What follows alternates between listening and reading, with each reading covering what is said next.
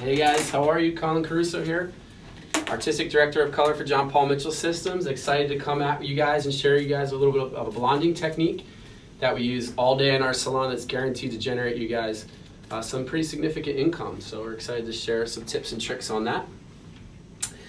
We went ahead on our model Heather today and we already started it a little bit, and it's a perfect combination of Babylights in through the top section in through here, and we're going to put a couple more foils in to show you guys what we're doing here, and a combination of hair painting, hand painting, or balayage, however you guys want to refer to it. So using two different products really to kind of make this technique come alive. We're going to work with our Synchro Lift and 20 volume. This is a quick, beautiful, even consistency lightener that's blue based. That's going to make sure that our foils are nice and consistent through the top as far as lift goes. So I'm going to take this section in through the top here. It's just a small little slice. And you guys can see we took a triangle section out of the top.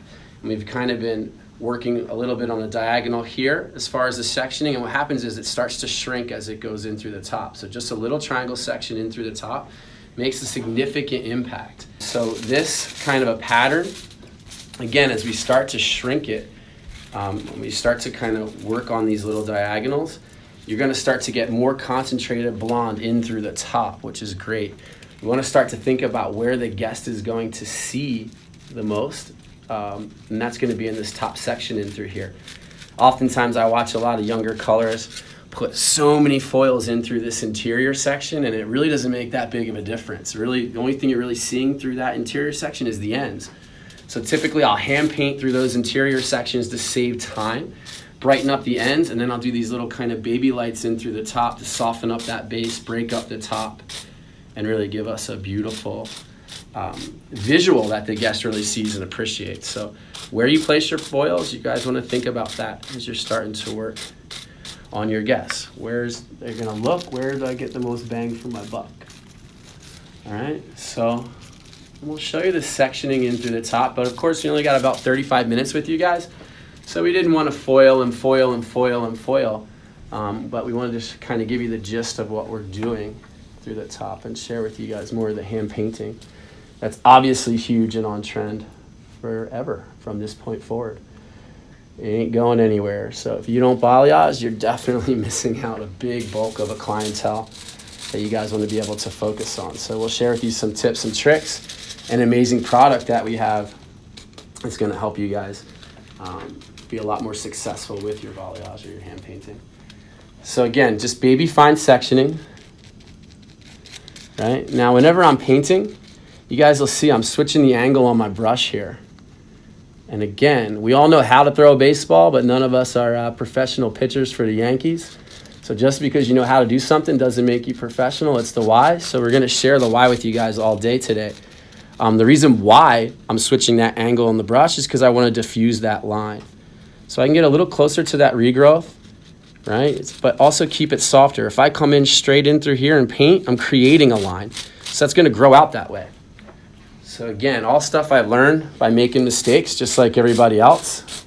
And sometimes when that client, especially if you're starting out, if that client tells you, hey, I don't like how it grew out, look at your technique. Keep good notes. What did I do last time and how can I make it better?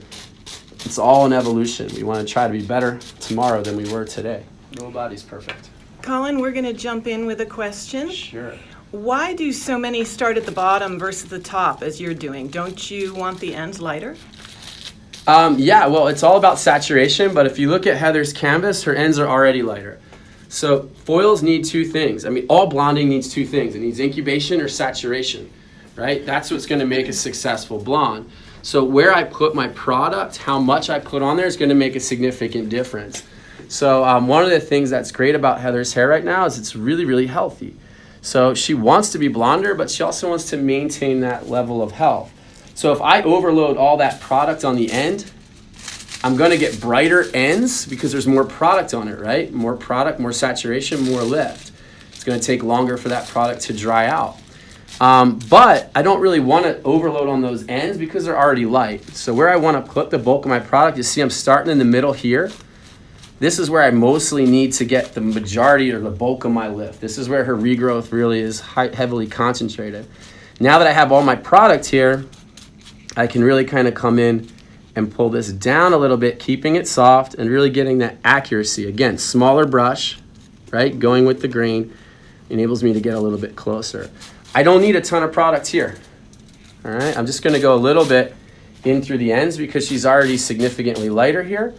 I don't wanna overload that. I don't wanna overlift on those ends. So just the lift that I need on those ends, so less product works better there. And how much tension are you putting on the ends? My wife always says, whenever I do her hair, that I definitely am a little bit rough. But at the same point, the one thing that I want to do is I want to have a good tension because I need to have control of the hair. If I'm too loose when I paint, I'm going to get more flyaways and things like that, right? So I'm definitely have a decent tension. And if you guys look in through here, and these are the whys. This is why I wanted to save this section out. I don't want to come right in and put a highlight here, right? I put a highlight right here. Well, it's going to look good because I'm going to overlay on this side, but then these two are going to meet up and it's going to look like a hot spot. So the first thing I'm going to do in through here is really take a nice baby fine section out and clip it away. This is a barrier in between these two foils, right? So this is going to give me space between the blonde section here. If I don't have that space, those foils meet up, it looks hot, and the guest comes in and says, I like everything but this part, right? And you're gonna know why. So again, that little separator is huge.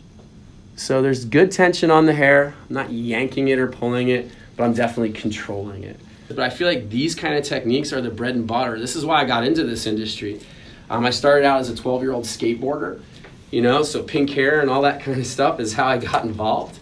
But as I evolved into, you know, having children and really turning my hobby into a career, I really had to find techniques that really suited the type of clientele that was coming into my business. My salon is Caruso in Hoboken. Jen, I'm going to have you help me clip these up. We have a beautiful clientele, an amazing group of people that come through our business, and they're really looking for techniques like this. You know, they want the soft lived-in hair color techniques. They want beautiful blondes. So I think having that kind of a skill set in addition to the bright rainbow color stuff that we want to do for our Instagram is huge. I mean, this is what puts food on your table. It's what puts your kids through school. So I definitely try to do more lived-in type techniques. I feel like that works for my guests. It also helps them with the regrowth or the grow-out process. And I also like to be kind of in the moment with hair. As much as I want to have a plan or an idea or a concept of what I want to do, I also kind of want to work with the hair and allow it to dictate what I need to do as I'm going through it. So I don't know if that makes sense, but I'll give you an example, especially with younger staff that I'm training or working with. The second I'm done putting foils in, they'll ask you, hey, what are you going to tone her with?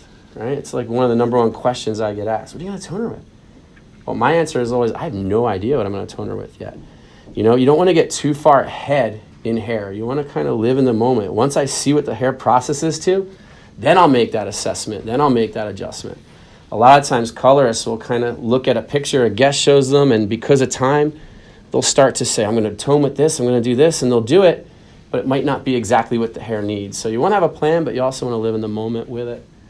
What would this technique look like? You talked about sort of the bread and butter techniques you need to know and use. What if you had a guest who had gray? So if they were coming in for a retouch, plus you needed to do some gray coverage. Yeah, that's really simple. What I would do is put the foil work in, go back in, retouch the gray, all the gray formula at the regrowth, and then I'll go in and balayage over top of that gray.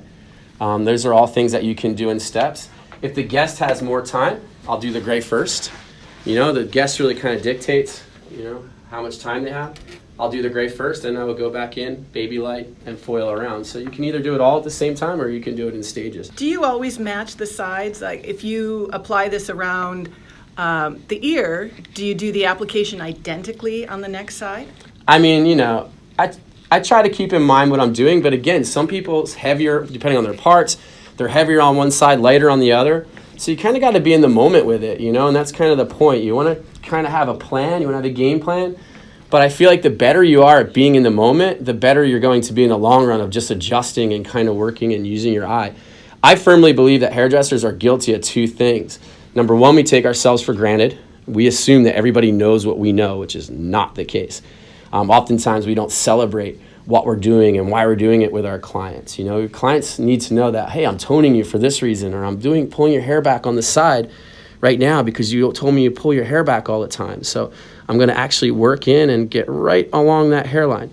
You know, I love to tell the story of what I'm doing to my clients so they can see the value of me and what I am doing. The other thing I think we're guilty of is we don't use our hands and our eyes enough. We rely on other things, you know, but, you know, you got to trust your hands, you got to trust your eyes. And I can tell you guys from teaching a lot of classes, I'll have a lot of people finish a technique. I'm like, hey, what do you think about it? I like it, I just don't love it. I'm like, well, what don't you love about it? It's a little bit too bright here. I'm like, all right, well, why'd you put a foil there? I'm like, because that's what section I was on. I'm like, well, you don't have to do those things, you know? You got to be able to say, I don't want it too bright here, or I'm doing this for this reason. That makes a huge difference. So real quick, I want to share with you guys what I'm kind of doing through here. So Heather likes this regrowth in through the top. She doesn't want to be super heavy blonde in through here. That's why we did those Babylights, just to break it up. And you guys can see how long her regrowth is in through here. It's already got lived in color. So those Babylights are huge just to kind of soften this a little bit.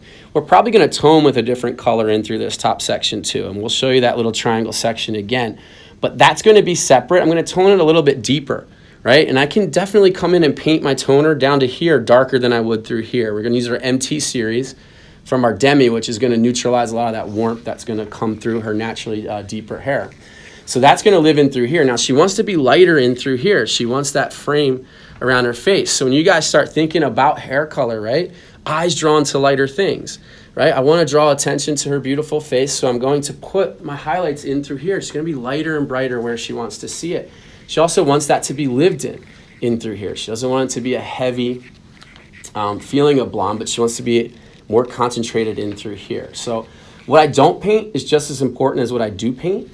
So what I mean by that is I'm leaving some of this section out as a nice, beautiful low light. If not, I would have an ombre, right? That's the difference. It would be super blonde in through here. What I'm going to end up doing in through this section in here is I'm going to start to freehand paint, concentrating on these edges in through here first. And I want to share with you guys, you know, how I do it. First of all, I'm using a feather brush. These are from John Paul Mitchell Systems. They're beautiful. All artists need the right tools, right?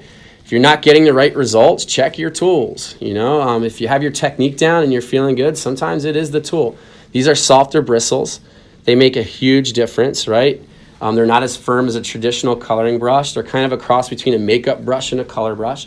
But that softness is what's enabling me to be soft in my application, right?